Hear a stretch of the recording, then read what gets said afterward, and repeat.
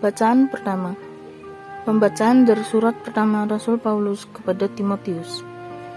Saudara terkasih, jangan seorang pun menganggap dirimu rendah, karena engkau masih muda.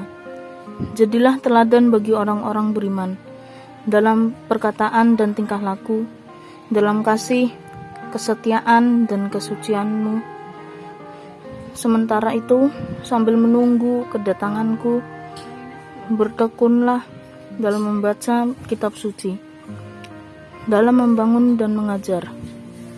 Janganlah lalai dalam mempergunakan karunia yang ada padamu, yang diberikan oleh penumpangan tangan sidang penatua disertai nubuat. Perhatikanlah semuanya itu dan hiduplah di dalamnya, supaya kemajuanmu nyata kepada semua orang. Awasilah dirimu dan awasilah ajaranmu.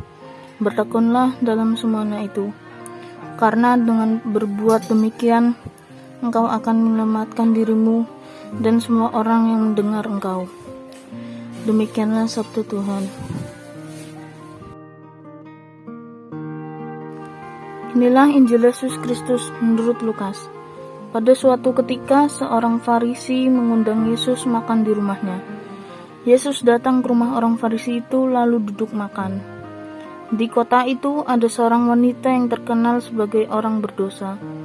Ketika mendengar bahwa Yesus sedang makan di rumah orang Farisi itu, datanglah ia membawa buli-buli pualam berisi minyak wangi.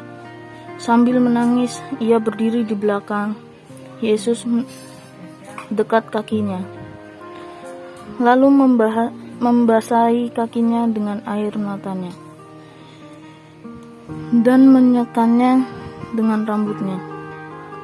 Kemudian ia mencium kaki Yesus dan meminyakinya dengan minyak wangi.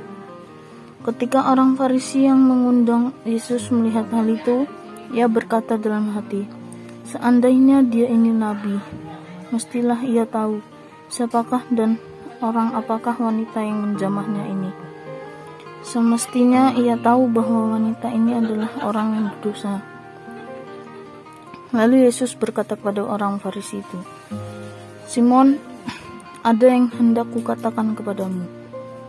Sahut Simon, "Katakanlah, Guru." Ada dua orang yang berhutang kepada seorang pelepas uang. Yang seorang berhutang 500 dinar, yang lain 50. Karena mereka tidak sanggup membayar, maka hutang kedua orang itu dihapuskannya. Siapakah di antara mereka akan lebih mengasihi dia? Jawab Simon, "Aku sangka yang mendapat penghapusan utang lebih banyak." Kata Yesus kepadanya, "Betul pendapatmu itu." Dan sambil berpaling kepada wanita itu, Yesus berkata kepada Simon, "Engkau melihat wanita ini? Aku masuk ke dalam rumahmu, namun engkau tidak memberi aku air untuk membasuh kakiku. Tetapi wanita ini membasahi kakiku dengan air mata dan menyekannya dengan rambutnya. Engkau tidak mencium aku, tetapi sejak aku masuk, ia tiada henti-hentinya mencium kakiku. Engkau tidak meminyaki kepalaku dengan minyak, tetapi dia meminyaki kakiku dengan minyak wangi. Sebab itu aku berkata kepadamu, dosanya yang banyak itu telah diampuni, karena ia telah banyak berbuat kasih. Tetapi orang yang sedikit diampuni, sedikit juga ia berbuat kasih." Lalu Yesus berkata kepada wanita itu, "Dosamu telah diampuni." Orang-orang yang makan bersama Yesus berpikir dalam hati, "Siapakah dia ini? Maka ia dapat mengampuni dosa." Tetapi Yesus berkata kepada wanita itu, "Imanmu telah menyelamatkan dikau. Pergilah dan selamat." Demikianlah Injil Tuhan. Renungan pada hari ini yaitu Lukas mengisahkan tentang perempuan berdosa yang membasuh kaki Yesus dengan air matanya dan meminyakinya dengan minyak wangi. Perempuan itu berbuat demikian karena ia sadar bahwa dirinya telah berbuat dosa. Sebagai bentuk penyesalan atas dosa-dosanya, maka ia melakukan hal tersebut. Akhirnya, Yesus pun mengampuni dosa perempuan itu. Kita semua adalah orang-orang berdosa, bahkan mungkin setiap hari kita berbuat dosa. Meskipun begitu, Tuhan tetap mengasihi kita dengan berbagai macam cara. Kasih Tuhan yang kita terima itu sebenarnya sebuah ajakan agar kita juga mau berbagi kasih untuk orang-orang di sekitar kita, khususnya mereka yang sangat membutuhkan bantuan. Pertobatan tidak cukup hanya berhenti pada penyesalan saja, tetapi harus ditindaklanjuti dengan tindakan-tindakan kasih yang lebih nyata, seperti perempuan berdosa itu.